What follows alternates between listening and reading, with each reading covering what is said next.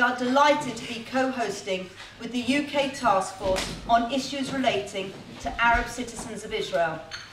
I'm really delighted to welcome our distinguished speaker, Rabbi Professor Naftali Rothenberg, who is a Senior Research Fellow at the Van Leer Institute in Jerusalem and the Rabbi of Har Hadar, a Jerusalem suburb town.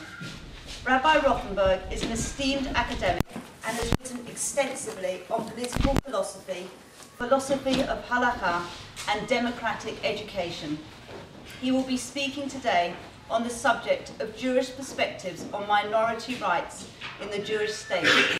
I was fortunate to be born in 1949 after the state that my father and my mother and many others, not so many actually, not a huge part of the Jewish people, but a significant part, was worked to establish a Jewish nation state. Israel is a Jewish nation state. And most of states in the world are Jewish nation states. This is the phenomena of the modern time, that you have Jewish nation state. Nation state. What? Not Jewish nation state. Okay, nation state. Thank you. Most of the states are nation states. Only one is Jewish. Now, in every nation state, you have minorities. We know it as Jews, that in every nation state, you have minorities. Now, if we want to know what is the level of the democracy in a nation state, we need to look at the minorities. As much as they will enjoy equality, as much as they can be integrated, never fully integrated. Because if you are not a Christian in a nation, European state, you look at the flag with the cross, you can't fully identify it with the flag. Okay, it's your flag, you respect it. Okay, I analyze like 30 national anthems of European country. I think that the majority cannot identify with most of the words, but if you are a minority, nothing to do with this. But you will respect the national anthem. There are some limits. There are some glass ceiling for being a minority in the nation state. But again, the litmus test that how the level of democracy in the states not depends on the situation of the majority and majority right and majority implementation, but the minority. So this is my outcome. Now, I'm trying to speak, first of all, to myself. When I speak about minority rights and principle of democracy, I try to speak in a language that can be related to the culture of the particularistic groups and not to speak in universal terms. And there is two reasons. First of all, a practical reason. You know, when people are here, not here, I mean, people are coming and they speak and there's always somebody who says, oh, this is a universal value. So, okay, people will not say that they are against it, but the value is not, they are not related to the value because it's universal. So the way is to relate is to the real culture of the people, to the real values, the things that they brought from home, from their identity and so on. So this is one reason. Second reason is that really I don't believe in universalism. As academic, of course I believe. I live from analyze things and take out and say this is a universal phenomenon, etc., etc. This is another universal phenomenon. This is an academic work. But in the real life, what counts is one particular individual identity, group identity, another group identity, and so on. So if we want to promote democracy, this must be for real, not by slogans.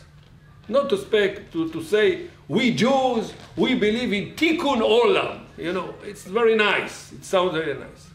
I don't believe in universalism but I know that it is a Jewish invention. Jews invaded, not in the academic level I already said. I understand the academic work that look at the things and try to find the common rule and call it universal. But I speak now about people, about identity, about culture. So Jews invaded universalism because they didn't have so much an individual, a particular place in these countries.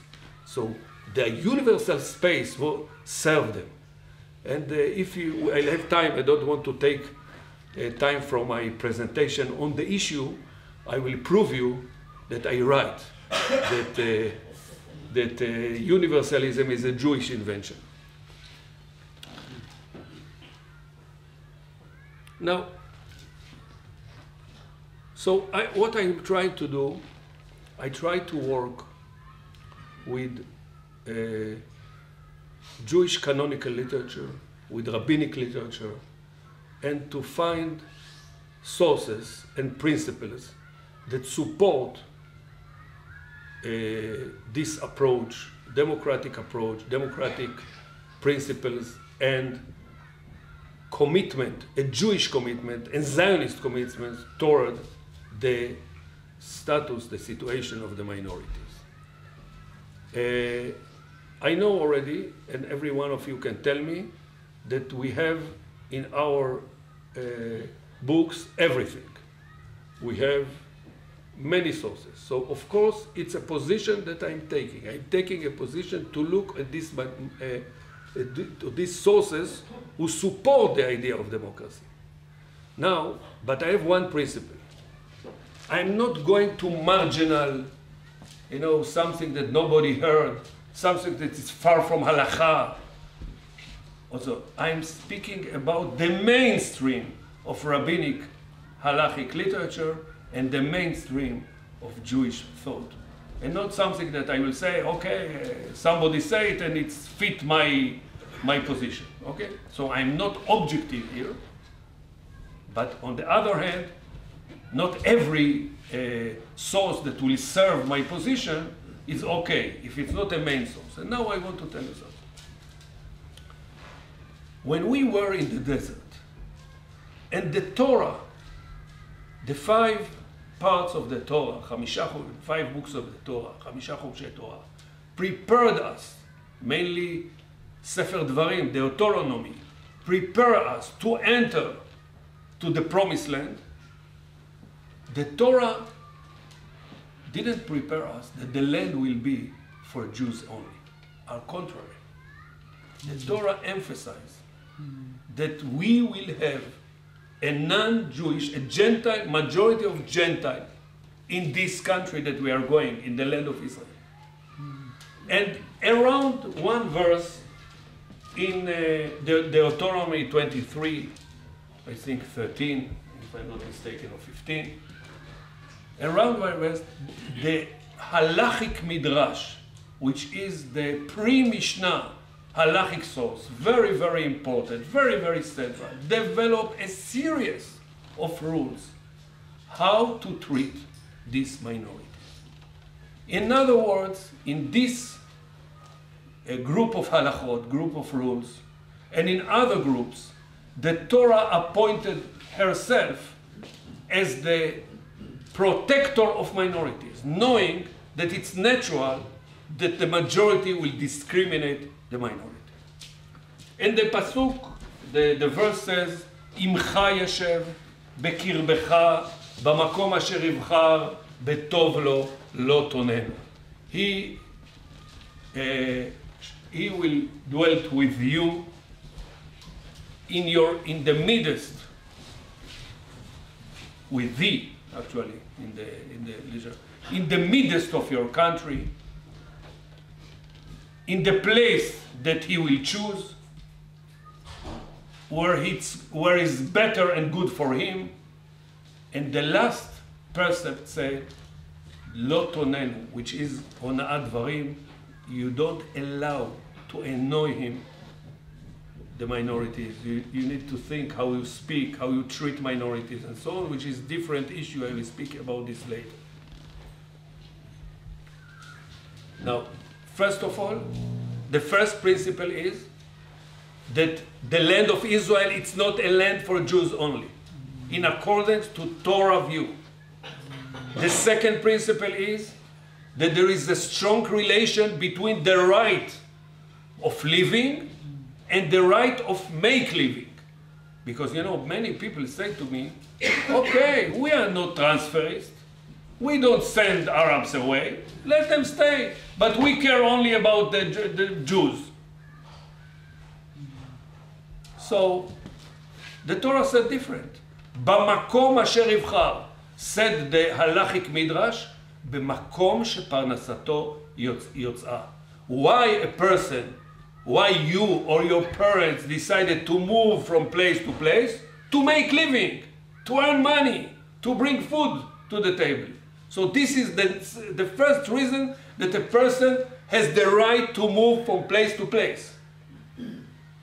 And the second is betov lo, in the place that it's good for him. What is the second reason that you or your parents or your families are moving from place to place? To improve the condition of living. So if the improvement is to move from lower Nazareth to upper Nazareth, it's the right of the Gentile in accordance to the Torah. And I want to say one word about the prohibition of lo tonenu. I don't know how to translate. Maybe here, you must not maltreat him. Maltreat. Yes. Maltreat. Okay. But this is, you know, to make a declaration. The chinuch, which is a student of disciple of Maimonides, wrote about this, that we need to remember how we felt as Jews when we were minorities and people called us, you know, in names or maltreated. Only the attitude. It's not even though, you know, when I hear a Knesset member, a Jewish Knesset member,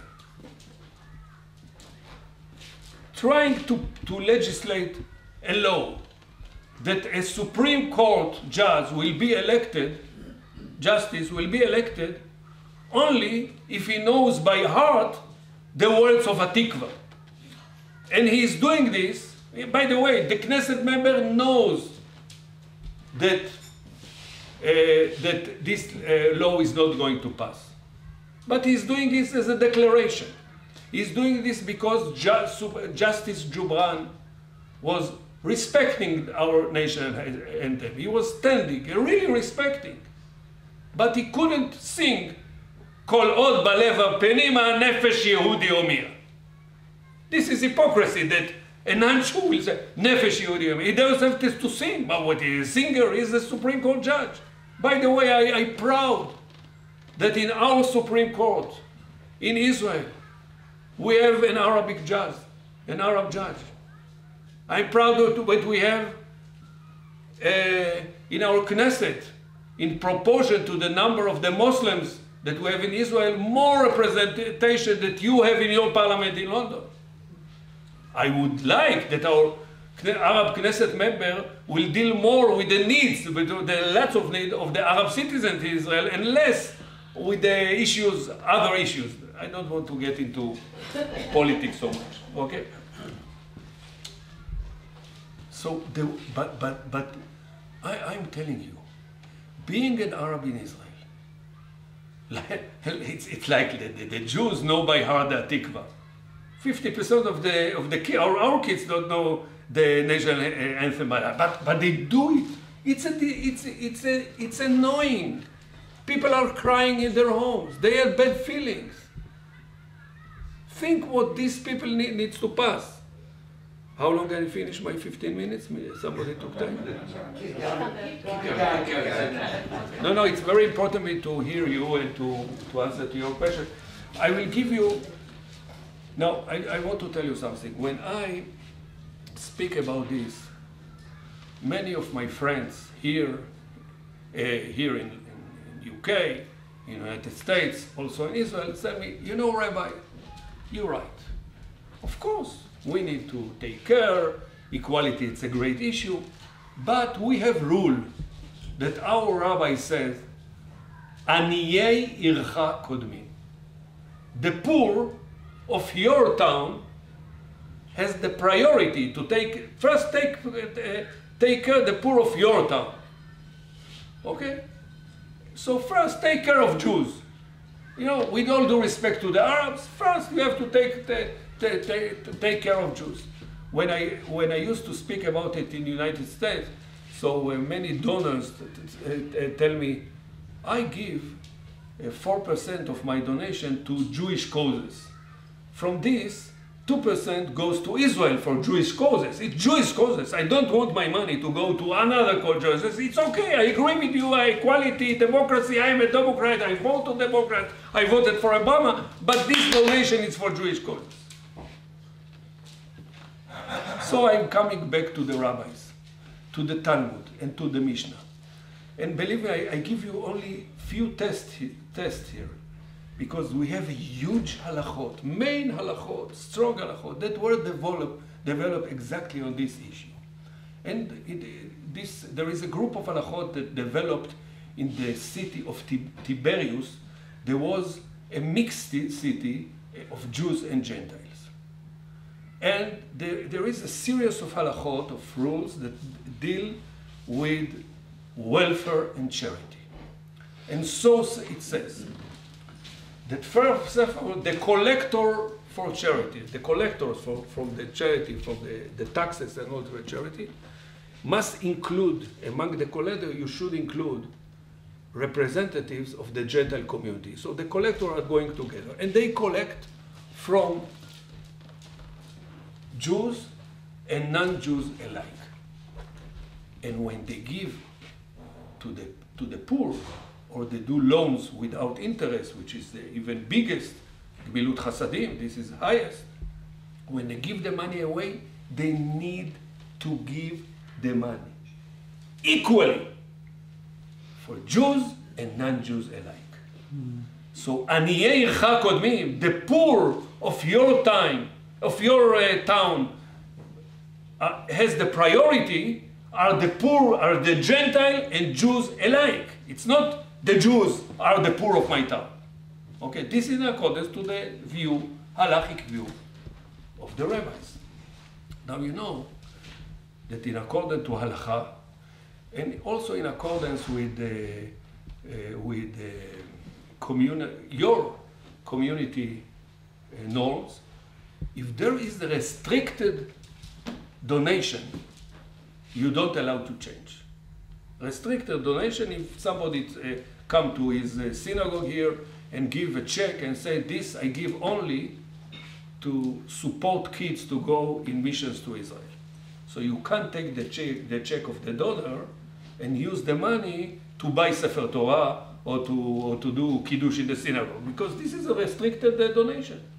And the halacha said, Ein meshanim mida'ato shel noten. You don't change from the opinion of the donors. But in only one issue, the halacha, our religious laws say different. And this also an halacha that was developed with the rabbis of Tiberias. If the giver come and bring money to the collector and say, look, I don't like the Gentiles. Don't give them, I like them, but I like more my people. So I want this money to go only to the Jewish poor. The halacha said, take the money, and after you took the money, you're supposed to change, because you need to give it back in equal way to Jews and non-Jews alike. And now I want to go furthermore and quote from you. All these sources are not marginal, are not somebody that somebody forgot. We speak about central issue that every yeshiva boy in a normal average yeshiva study these things. And I quote for you a Mishnah and Tosefta and Talmud in the Tractate of Gittin. And I'm not going to quote all, but it says that all the welfare issues, visiting the sick, and other issues you do equal for Jews and non-Jews alike. And then there is another very interesting halacha. You know that in the field, if you are an owner of a field, I don't think that you in London, work on field anymore. No? No. But if you are an owner of the field, although you are the owner of the field, there are things in the field that don't belong to you. You have to allow the poor people to follow the לקצור, איך אומרים? Harvest. What? We cut the harvest. Yes. To follow those who cut the harvest and to take what is falling down. You have to let shichecha, what they forgot, and something even more important, there is the edge of the field, the edge, everything that is the edge of the field belong to the poor, not to you as an owner. Now the poor, in accordance to the Torah, are the Jewish poor. So they are the owners. But then the Mishnah said, you don't protest if Gentile poor are coming with the Jewish poor. Because the value of ownership is being rejected from the value of the conduct of peace, which is a huge issue in our halakha.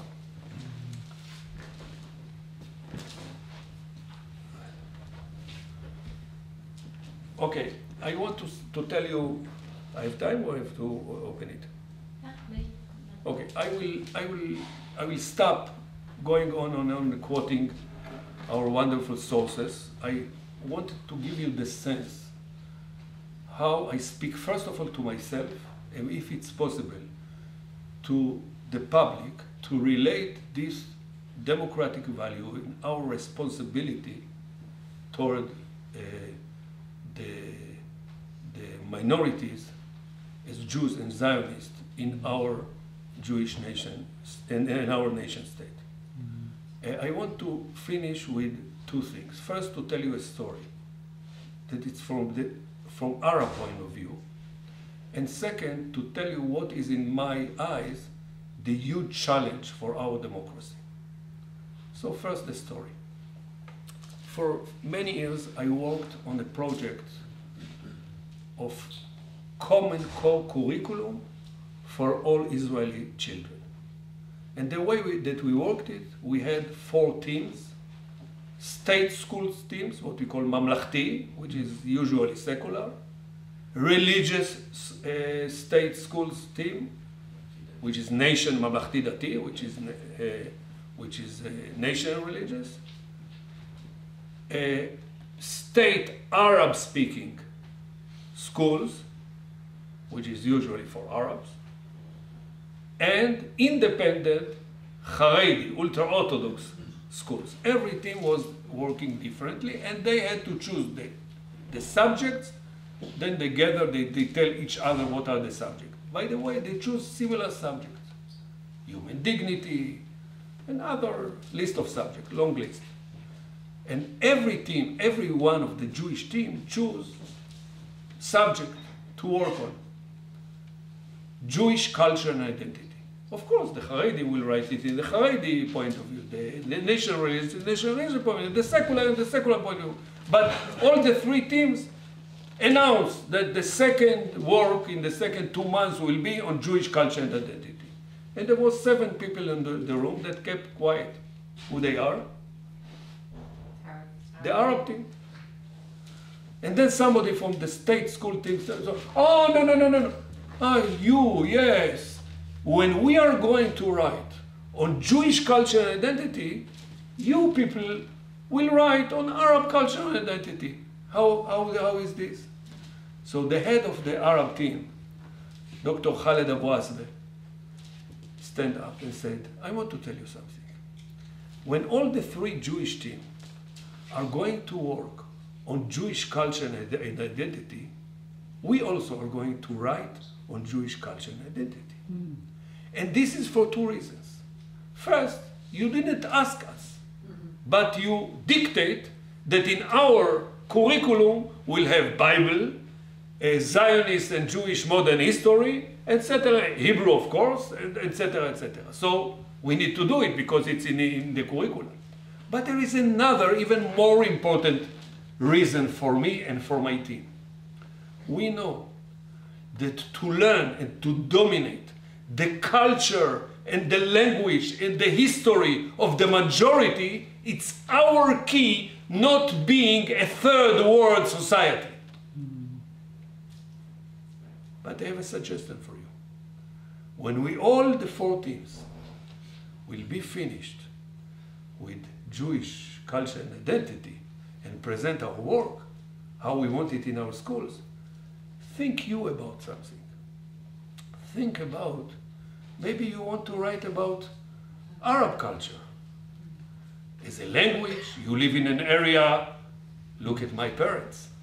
We live in an area where knowing Arab is basics, maybe language, maybe your heritage. Then he look at the Haredi and the religious side. When you teach Maimonides, Rav Ziad Gaon, Rabbeinu Bechai ben Pakuda, all the great Jewish philosophers, in what language they wrote? They wrote in Arabic. The letter was Hebrew, but the language was Arabic. And they were influenced by Arab great philosophers. So maybe you want it. So there was a huge discussion because we couldn't decide as Van Leer. Every team and everything decided that they will do it. But it was a problem. To write about Jewish culture and identity, the Arabs didn't have to do a preparation. But the Jews, to write about Arab culture, we need to make them a 1-week seminar to prepare them to do the work. And they did it. So this is one thing, and I want to finish to share with you what I think that it's our main challenge. We have many challenges for Israeli democracy, to Israeli democracy. Challenge. The main challenge is that the majority in our nation state, the Jews, the majority, most of them don't feel as majority. Every group are full of fears and insecure. They don't act as majority. The majority in the state has a lot of power, endless power basically, endless power toward outside and inside. And insecure and fears are very, very dangerous. It's dangerous to the relation within the society, it's dangerous to the political actions, it's dangerous very much. So one of our goals is to give the majority a feeling as majority of a nation state. Everybody has to understand it. And when you are the majority, it's put on you a lot of responsibility, more responsibility toward many things, amongst others, one of the most important to our democratic future is our responsibility toward the minority, to bring them to maximum equality, to avoid discriminations, and to maximum integration. Thank you very much.